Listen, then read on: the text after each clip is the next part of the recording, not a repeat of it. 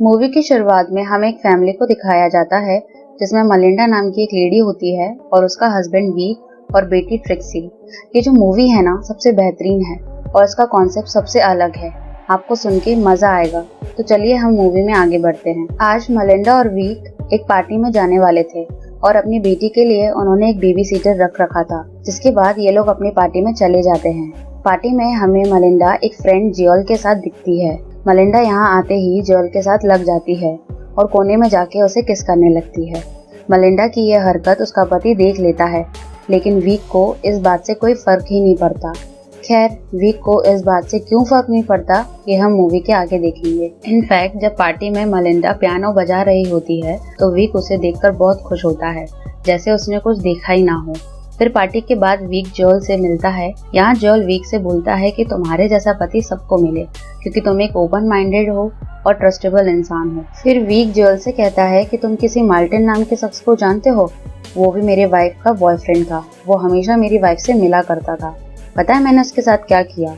उसे मैंने मार डाला अपने इन्हीं हाथों से। ये सुनकर जोएल बहुत ज्यादा डर जाता है और पार्टी को बीच में ही छोड़कर चले जाता है। अब हम देखते हैं कि पार्टी खत्म करके वीक और मलिंडा घर जा रहे होते हैं। यहाँ मलिंडा वीक से पूछती है कि क्या तुमने जोएल से कुछ कहा, क्योंकि मैंने पार्टी में तुम दोनों को बात करते हुए देखा था। तब वीक बोलता है कि नहीं तो मैंने तो उसे कुछ नहीं कहा। आगे हम घर पे वीक को मलिंडा के पैरों की मालिश करते हुए देखते हैं, लेकिन मलिंडा वीक को जाने को कहती है। खैर, हमें यहाँ पे ये तो पता चलता है कि वीक और मलिंडा अपने ही घर में अलग अलग सोते थे। अब हम वीक को उसकी गैरेज में जाते हुए देखते हैं। यहाँ पर हमें इसकी एक हॉबी का पता चलता है कि इसने अपने गैरेज में बहुत सारे सील पाल के रखे हुए हैं। खैर, सुबह हो जाती है और वीक चले जाता है अपनी बेटी ट्रिक्सी को स्कूल छोड़ने के लिए। यहाँ पर स्कूल की एक टीचर केली नजर आती है, जो कि वीक की बहुत अच्छी फ्रेंड होती है। यहाँ पर केली बोलती है कि जोएल ने पूरे टाउन में अफवाह फैला रखी है कि वीक ने मार्टिन को मार डाला है। फिर वीक कहता है कि अरे मैं तो मजाक कर रहा था, उसने तो सीरियसली ले लिया।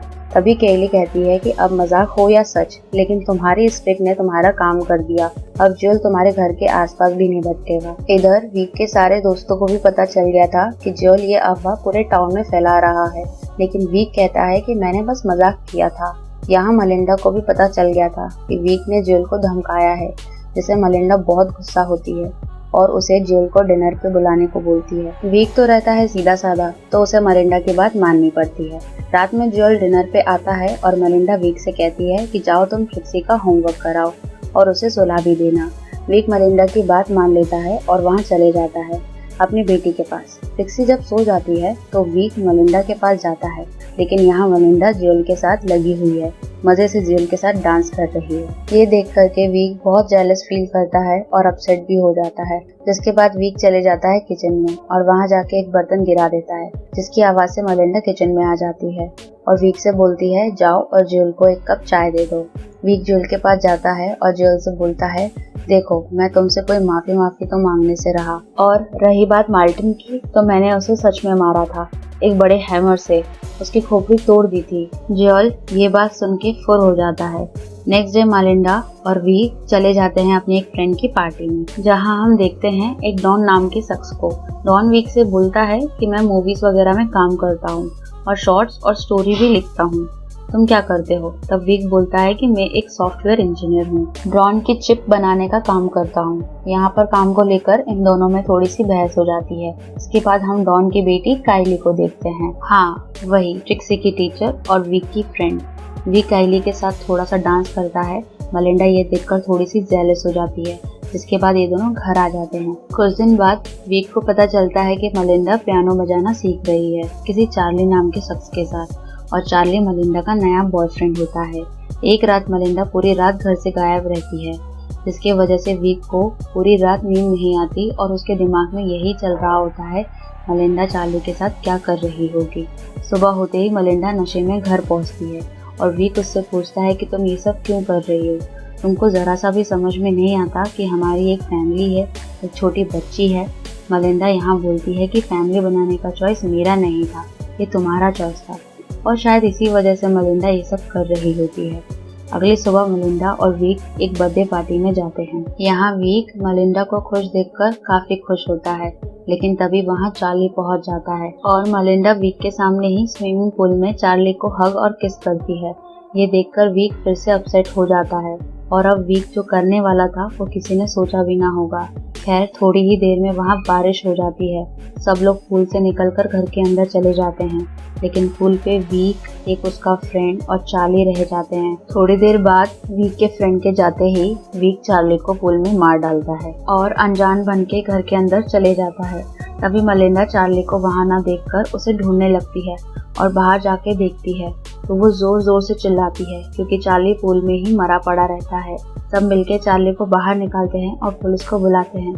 पुलिस के पूछने पर मलिंडा बोलती है कि चार्ली को वीक ने मारा है, पर उसके नशे के कारण उस पर कोई ट्रस्ट नहीं करता और पुलिस को भी ये एक्सीडेंट लगता है और वो पुलिस वहाँ से चली जाती है। अगले दिन वीक को लगता है कि उसके ऊपर कोई नजर रख रहा है और जब वीक इस शख्स का पीछा करता है तो उसे पता चलता है कि मलिंडा ने ही उसके ऊपर नजर रखने के लिए डॉन के जरिए एक आदमी हायर किया था और मलिंडा डॉन को इसके लिए पैसे भी दे रही थी। तो वीक डॉन के पास जाता है और उससे बोलता है कि तुम्हें क्या हक है, तुम मेरे ऊपर नजर रखो।